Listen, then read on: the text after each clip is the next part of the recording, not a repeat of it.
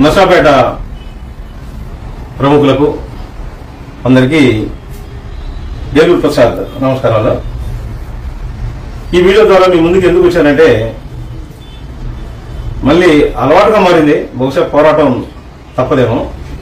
Narsapeta DSP గారు ఈరోజు బత్తి నాగేశ్వరరావు గారు అనేటువంటి ఒక వ్యక్తిని ఉదయం 9 గంటలప్పుడు 4 కానిస్టేబుల్ని పంపించి ఆయన కోసం వెతికి, ఆయన నాకు ఆరోగ్య సమస్యలు ఉన్నాయా, నేను షుగర్కి టాబ్లెట్లు వేసుకోవాలి, ఇన్సులిన్ తీసుకోకపోతే నాకు ప్రమాదం అని చెప్పి చెబుతున్నా, కనీసం ఆ వ్యవధి కూడా ఇవ్వకుండా ఒక గజ దొంగని తీసుకొని పోయినట్టుగా ఆయన్ని డిఎస్పీ బంగ్లాకి, ప్లీజ్ నోట్ దిస్ పాయింట్స్, అంటే ఒక కంప్లైంట్ ఏదైనా ఉంటే కన్సర్న్ ఏరియా పోలీస్ స్టేషన్ తీసుకెళ్తారు, 1 టౌన్ 2 టౌన్ రూరల్.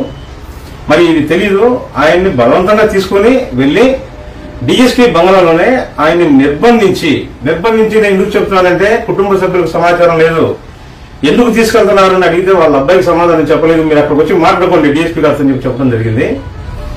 ఆయన వయసు 75 సంవత్సరాలు, ఆరోగ్య సమస్యలు ఉన్నాయి, హృద్రోగం ఉంది, ఆయనకి హార్ట్ కంప్లైంట్ ఉంది. తీసుకెళ్లి ఒక సివిల్ డిస్ప్యూట్ దేనికి తీసుకెళ్ళా అంటే, ఈ సదా నాగేశ్వర గారు ఒక వ్యక్తికి డబ్బులు ఇచ్చున్నారు, కొన్ని కోట్ల రూపాయలు డబ్బులు ఇచ్చున్నారు.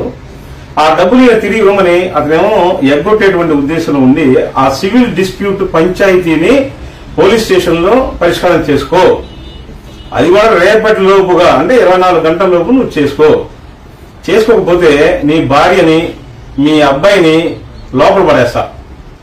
చెప్పండి, ప్రజాస్వామ్యం ఎక్కడుందో చెప్పండి.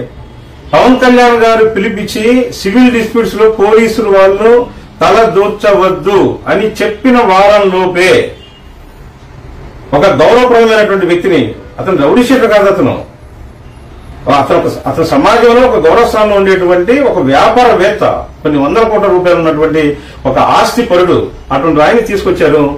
ఇప్పుడు అతను ఆ షాక్ కి, ఇతను చేసినటువంటి ఇన్సల్ట్ కి అక్కడే ఆ సమస్యకి పడిపోవడం జరిగింది. అతను హుటాహుటిన మహాత్మా గాంధీ హాస్పిటల్లో హార్ట్ కేర్ కోసం ఆయన తీసుకెళ్లారు, చికిత్స జరుగుతుంది. అతను కాన్షియస్ లోకి వస్తే మిగిలిన విషయాలన్నీ కూడా తెలుస్తాయి. ఈ చర్యని తీవ్రంగా ఖండిస్తూ మా లీగల్ టీం ఉంది, మ్యాండమస్ పిటిషన్ అప్లై చేస్తాం. మేమందరం కూడా న్యాయం జరిగేంత వరకు ఈ డిఎస్పీ మీద చర్యలు, నర్సాపేట డిఎస్పీ మీద చర్యలు తీసుకునేంత వరకు కూడా మేమంతా ఏకతాటిపై ఉండి పోరాడతాం. పెద్దలు గమనించి దీంట్లో నిజానిజాలు వెలికి తీస్తారని ఆశిస్తాను. మీ ఏలూరు ప్రసాద్, నర్సాపేట.